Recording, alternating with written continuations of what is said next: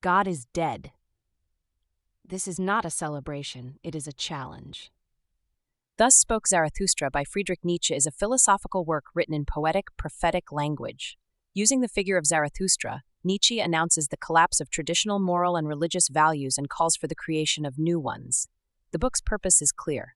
Human beings must become creators of meaning. God is dead. The crisis of values. Nietzsche's declaration does not mean religion has vanished. It means absolute foundations, God, morality, universal truth, no longer command belief. The danger is not disbelief, but the emptiness left behind. The Übermensch, self-overcoming Nietzsche, proposes the Übermensch, overman, as a new ideal. The Übermensch rejects inherited values, creates personal meaning, continuously overcomes the self. This figure does not dominate others, but masters and transforms oneself. The three metamorphoses Nietzsche describes three stages of spiritual growth. 1. Camel bears duty and tradition, you must. 2. Lion destroys old values, I will. 3. Child creates new values. Innocence, play, affirmation. Destruction is necessary, but creation is the goal. Eternal recurrence. Nietzsche poses a radical question. If you had to live this life again, exactly as it is for eternity, would you accept it? Eternal recurrence is not physics, but a test of life affirmation. To say yes is to embrace existence fully. Affirm life. Nietzsche is often mistaken for a nihilist. In truth, he is its fiercest opponent. He urges us to affirm life, including suffering, reject external salvation, create meaning through action. Thus Spoke Zarathustra ends with a call, there is no given meaning to life, so become the one who gives it. Next, we'll explore how Nietzsche's ideas influence modern views on self-creation, art, and personal responsibility. So, let's talk about something huge today. How do we actually make life meaningful? We're about to go on a pretty wild philosophical journey to explore the art of creating meaning itself. Okay, so what in the world could possibly connect Spanish anarcho-syndicalists, the German philosopher Friedrich Nietzsche, and the Japanese idea of wabi-sabi? I mean, at first glance, you couldn't find three more different things, right? But believe it or not, they're all pieces of the exact same, really profound puzzle. And that puzzle, well, it's a question we all face at some point, isn't it? What happens when the traditions, the beliefs, the systems we grew up with just don't feel right anymore? When they fail us, what's next?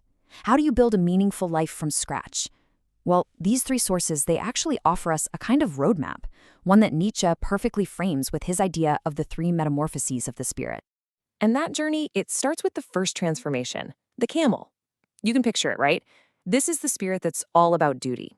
It kneels down and willingly takes on the heaviest burden society can throw it at it, never really questioning why. It just carries the weight of thou shalt.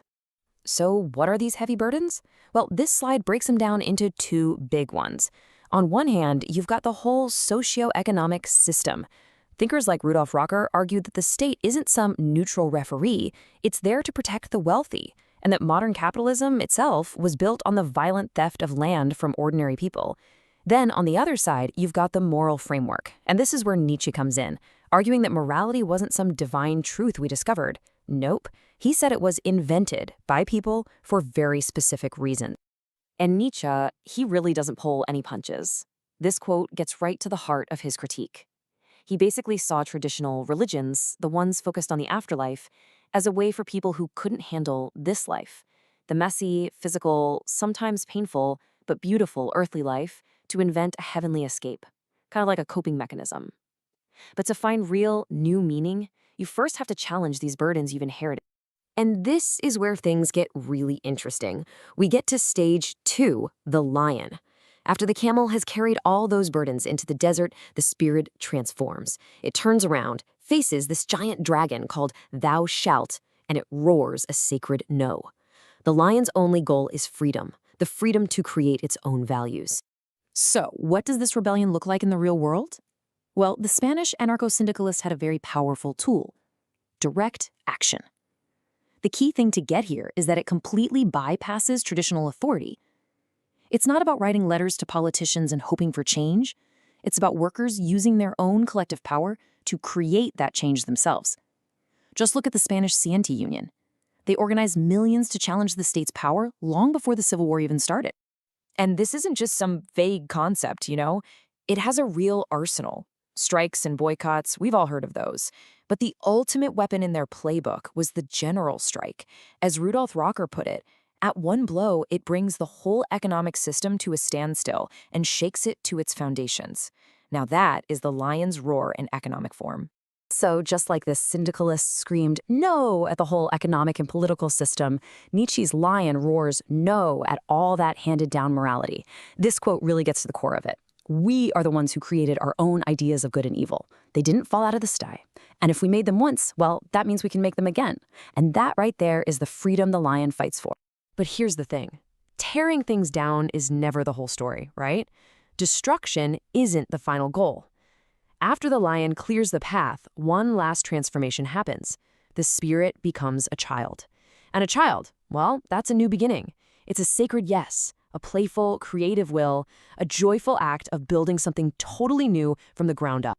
So what did that new world look like for the anarcho-syndicalists? Well, they had a pretty clear collective vision.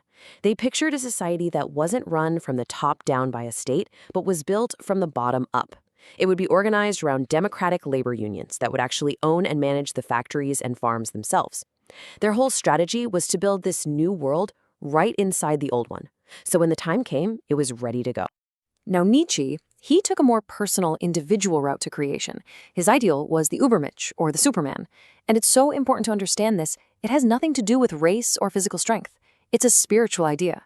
The Übermensch is someone who has gone beyond the cookie-cutter good and evil of the crowd and has the courage to create their own values, becoming, as Nietzsche said, the meaning of the earth. Okay, so what's the engine driving all this self-creation? It's what Nietzsche called the will to power. And we got to be careful here because this is probably his most misunderstood idea. It's not about dominating other people. Not at all. It's an internal drive. It's the will to master yourself, to overcome your own weaknesses, to constantly struggle and grow and become who you are truly meant to be. It's the creative engine of the child. So we've had these active world-building approaches from Nietzsche and the anarchists, but there's a third way, a more quiet, contemplative path to creating value. And this is where that Japanese idea of wabi-sabi fits in so perfectly. It's a worldview that finds incredible meaning, not by chasing some perfect eternal heaven, but by learning to see beauty right here, in our flawed, temporary, and imperfect world. Think of the beauty in a cracked tea bowl or a weathered old table. It's a way of saying yes to reality, exactly as it is. All right, so we've bounced from Spanish revolutionaries to German philosophers to Japanese aesthetics. That's a lot. But how do all these pieces fit together? How does this become a philosophy you can actually live by? You know, this plea from Nietzsche, for me, it's the key that ties everything together. Think about it. Whether it's the anarchists building a new society here on this earth, or the Übermensch creating a moral code for this life, or the tea master finding beauty in a simple earthly object, they all reject those superterrestrial hopes. They're all radical ways of remaining true to the earth, of finding profound meaning right here, right now. So, at the end of the day, what we have are three really powerful but really different ways to create meaning when the old rules just don't work anymore. There's the collective path, working with others to literally rebuild society.